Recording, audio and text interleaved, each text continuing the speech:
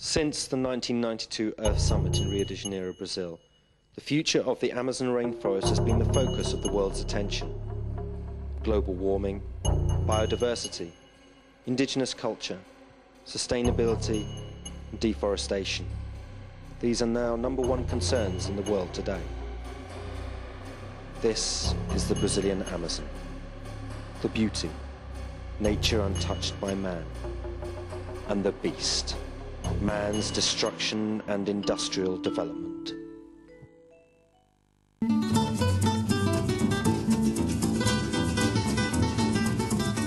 "25 school students and volunteers from the UK travelled to the Amazon to ask the question, if these are the world's concerns, where do people fit in?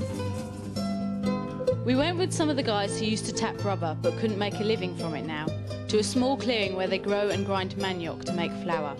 They used the most backward technology. You couldn't even call it a machine, just a wheel with stones to grind the roots.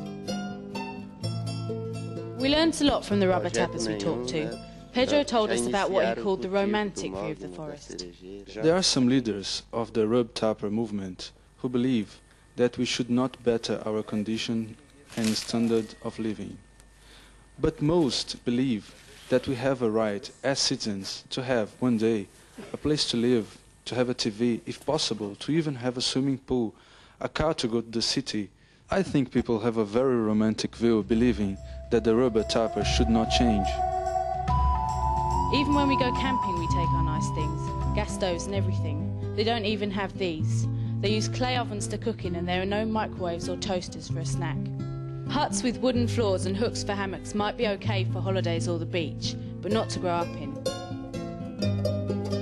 A lot of people advocate extractivism, meaning farming forest products like rubber, fruits and nuts, and living off them as an alternative to deforestation and mechanised agriculture as a way of preserving the environment. But that's the problem.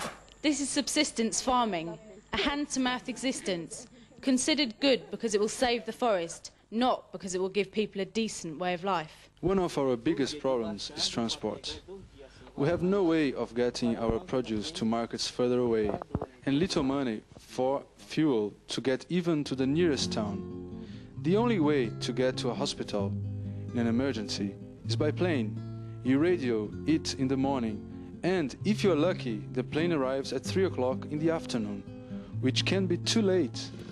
A lot of the issues that seem so pertinent when you're in the West and so important just fall into insignificance when you're out here.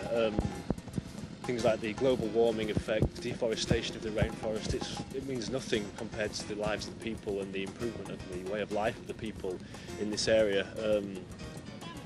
The actual difference between opinions and reality is huge.